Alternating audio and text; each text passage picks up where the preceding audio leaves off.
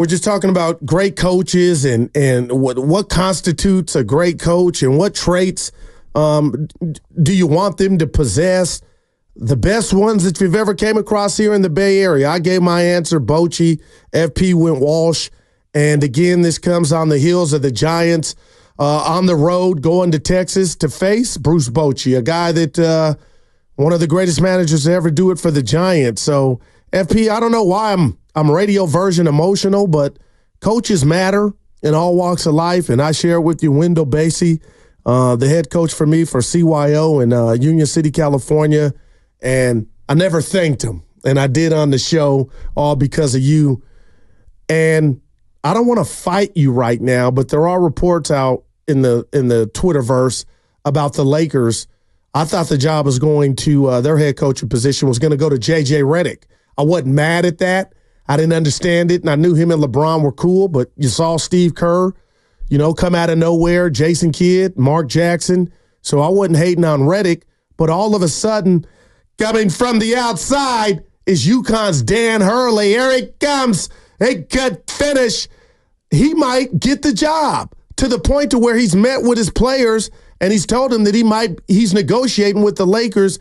And you, in front of the boss and Evan, said, you know what? He's going to be great. And I went, and I did that because I'm like, okay, hold on. Jesus could coach. But if you don't have the players, FP, you don't know if that coach is going to be successful. So I was shocked. Can you share with us real quick here?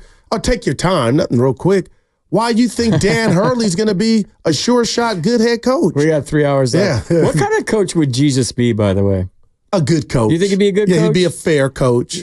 Maybe he'd be too nice. Yeah. I mean, guys. Evan, what kind of coach? I don't know, man. Jesus would be a good coach. He empowers sinners, so he might be somebody that would hoist up the 15th man on the roster as opposed to the superstar. My boys are witty and smart, Spadoni. The Holy Trinity offense. Good God, the Holy Trinity offense, the real triangle. But FP, that came. I don't know why that shocked me. You saying Dan's going to be great, not saying he's not. You'd make a mistake. You'd be like Jesus, and he'd be like, what? Well, there you go. I got a job. I just went straight ADD. Break us off.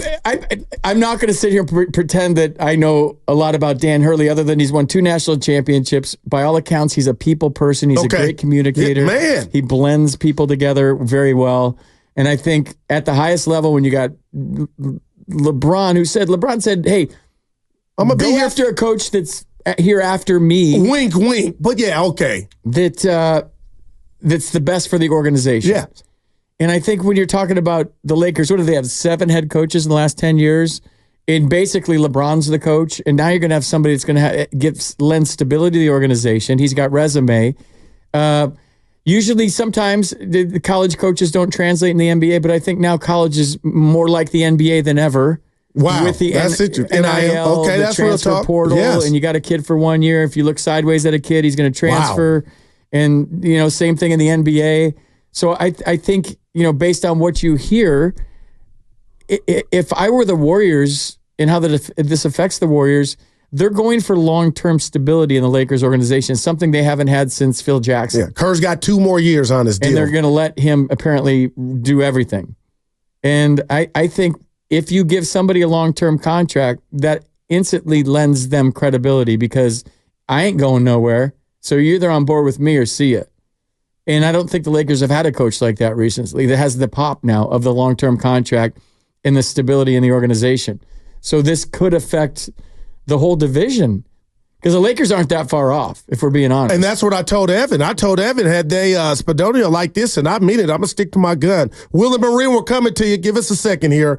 I told Evan, had the Lakers, last year's version of the Lakers, the way they lost those games at the end, had they gotten anybody in the draw outside of Denver, which is their kryptonite, they could be playing tonight. Okay, I know I'm going to get come on, Goo. That's how close I still think they are. So when you talk about who's going to be on the sideline for them, Redick or Hurley, I think they got action in the West. I don't feel that way about our Golden State Warriors pre-moves. And that's why I think Joe Lacob's going to be very aggressive in regard to maximizing what's left, FP, of the Steph Curry window, because there is a window. I still think he's playing great basketball. Is he the 25-year-old Steph Curry? Of course not. LeBron's not who he was at 25. Bottom line is Steph is still that dude, and now it's about how can we get the microwave version of NBA help to go along with Steph and Dre and get back to prosperity and, you know, be playing on this stage tonight, which Boston and Dallas will be on the display tonight. Yeah, and my interest level in the NBA Finals is none. Once the Warriors season's over, I want to fight you now. Why? Like, you like red wine? Dude, Sip some red wine and watch game one. NBA basketball was my thing. And some fettuccine. NBA was number one for me growing up.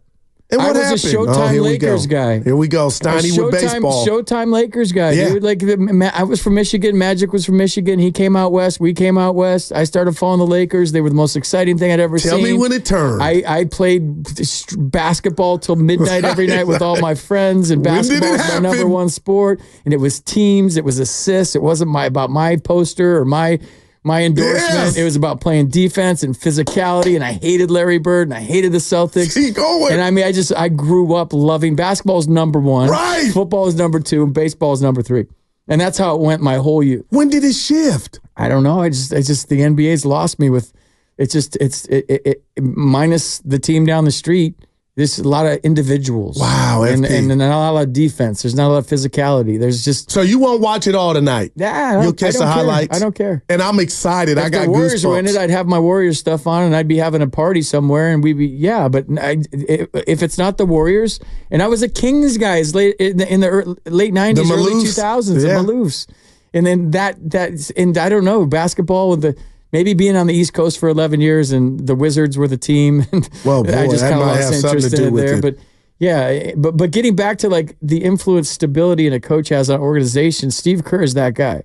And I know his contract's only for what? 2 more years. 2 more years. So just think about that. I'm a big fan of stability. I'm a big fan of, but they need, you either get better or you get worse. You don't stay the same. And they know that. And that's some guy on the radio is going to tell them what to do. But they have to decide which way they're going. And I think it's at a superstar and let's go. Yeah.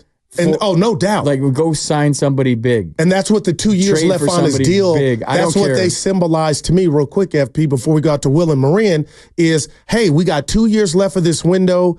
And how this whole conversation got going, people, is we were talking about Bob Melvin, and the Giants were down in the dumps. They lost 6 in a row, and I know it happens in baseball more than once a year, losing streaks and winning streaks. But he was very stern the night before after a loss. He didn't like the way or the brand of baseball his team was playing with, and they go out and reward him. Some may say that's too strong, Goo, but they score 9 runs and they beat Arizona. And we're just talking about the impact of coaches, their words, and how they move.